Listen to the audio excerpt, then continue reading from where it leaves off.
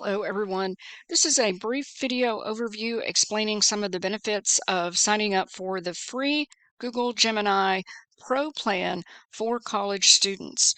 If you take advantage of this offer by or before January 31st of 2026, you'll get free access to Gemini Pro for a year, and that will also provide you with free Pro access to NotebookLM. So you don't have to pay anything to get this. All you have to do or have is a Google email account, and you have to be able to authenticate that you are a college student.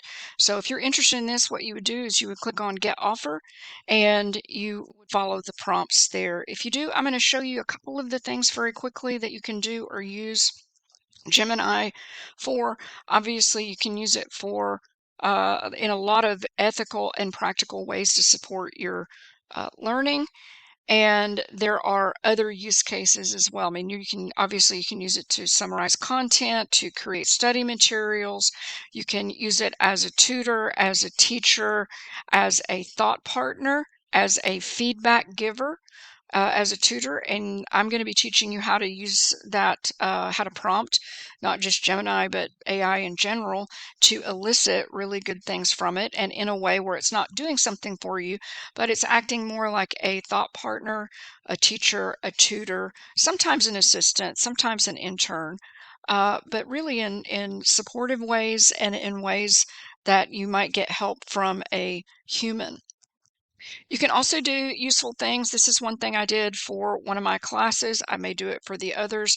I turned one of my class Padlets into a PDF and uploaded it into Gemini and created this interactive dashboard where students can go in and they can mouse over and they can see how many criminal justice majors are there, how many people are majoring in something medical, who all has a pet. So if I want to find out who all has a pet or who all is into fitness or gaming or music, I can click on this and it's going to come down here. And these are all the people in this particular class who mentioned something about gaming. So this is useful for students who are looking to create a study group or an accountability group, where you can kind of help each other keep up with due dates and things like that. Sometimes if you have a support network, it can be really useful. And what I like about this is you can identify commonalities based on majors. So I could clear the link there and I could just see, hey, where are the other criminal justice majors? And I could kind of form a group based on that. This is an interactive explainer created using the dynamic view tool in Gemini, and what it does is it explains how insulin works in a dynamic way. So it's actually a little interactive app. If I click on this, it's going to show what happens when you eat carbs and how carbohydrates break down and the sugar enters the blood, but it doesn't really have anywhere to go. And if you're diabetic, you may have to take insulin, and that's what unlocks the cells. So it's kind of a visual way of explaining things, and then you've got kind of a dynamic view of what the different short-acting, rapid-acting types of insulin do. So you can do this with lots of different concepts that you have to learn. It's kind of a more dynamic way, kind of fun and practical. I like to use the regular part of Gemini. I like to use the Canvas to create web content for my classes. You can learn things. You can create working apps. Out of curiosity, I wanted to see if I could build a tool kind of like Hypothesis. This obviously is much more simple, but it's pretty robust for what it is. If I go over here to edit source, it'll actually let me change the source document. So I can just click um, a file here that I have, and it will let me annotate that, and I can come over here and type out whatever I wanted to, just like in Hypothesis. Obviously, it isn't as sophisticated as that, but it will let me download my annotations as a JSON file, as a Markdown file, or in a spreadsheet.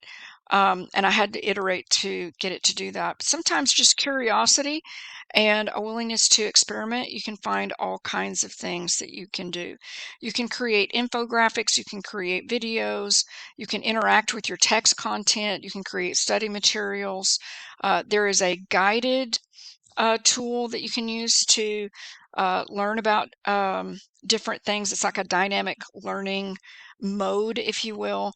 I created a little MLA guide using one of the little app features that's available in here, and this is literally just with a prompt, and so I iterated. It's got some really neat little features, including, I think, yes, it's got a little citation generator here. Granted, it's really basic. It only does 3 things, but it's got basic rules, and it was kind of fun seeing that it was possible to build that with not a whole lot of effort.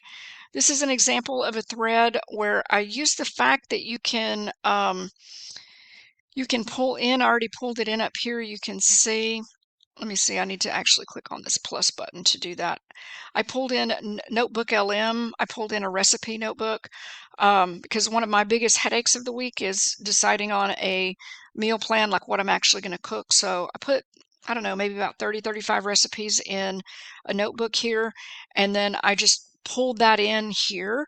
And I can do the same thing inside NotebookLM, but I really liked doing it here because I can create a nice, document here that I could print out that'll give me not only a grocery list, but the prep. So I like this. I can go in and I can actually edit this. If I already have ricotta, I can take that out. And then if I wanted to, I could go up here and export that to a doc, print it out.